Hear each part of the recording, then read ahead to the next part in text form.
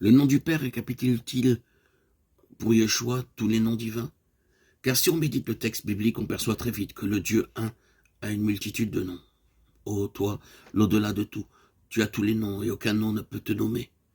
Tu es innommable, dira Grégoire de Nazianz, faisant subtilement sentir la proximité avec le haut toi et l'altérité transcendante avec l'au-delà de tout, de la sainte présence une et innombrable.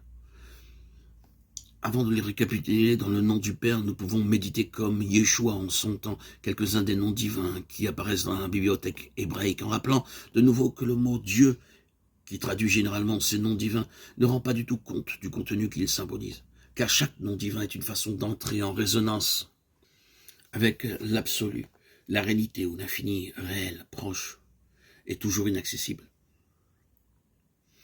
Je choisis 8 noms auxquels il faudra en ajouter 2, Yeshua et Abba, déjà évoqués. Ces 10 noms sont 10 façons de percevoir ou de découvrir la présence de l'un au milieu de nous, d'entrer en relation avec elle.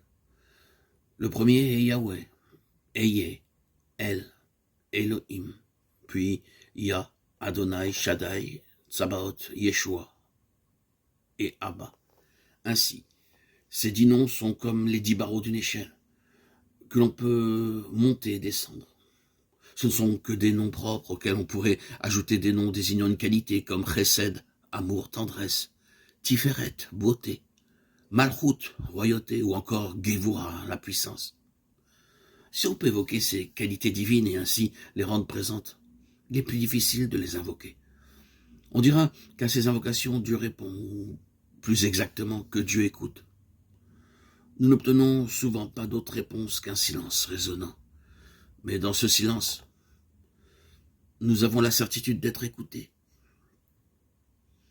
Le premier nom divin ne se prononce pas. Il est symbolisé par 4 consonnes. C'est le tétragramme. Yud, He, Vav, He, Yahweh. Yud, Yod, He, Vav et He. C'est le grand nom. Le saint nom.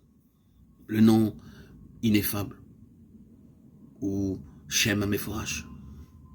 Le nom prononcé.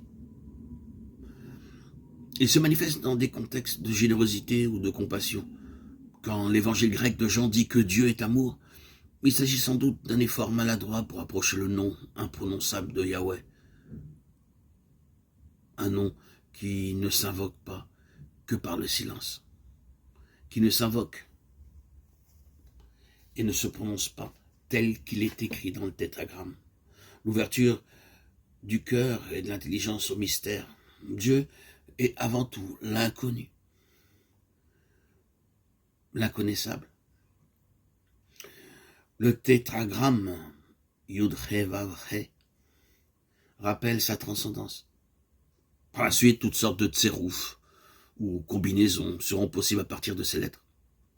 On pourra par exemple écrire le mot Havaya, existence, signifiant ainsi que le tétragramme est le cœur de l'existence. On pourra encore jouer avec les lettres et écrire He Vav He, He Yud He, c'est-à-dire la présence, Chové, le passé, Haya, et le futur, Irie.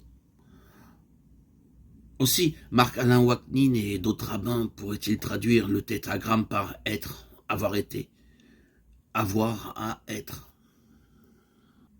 Ce qui n'est pas sans rappeler la traduction de Yahweh dans le livre de l'Apocalypse. Il était, il est et il vient. Il faudrait dire tout cela sans perdre le silence de ce qui demeure intraduisible et garder à l'être-temps tout son mystère, sans pour autant faire de ce mystère une idole.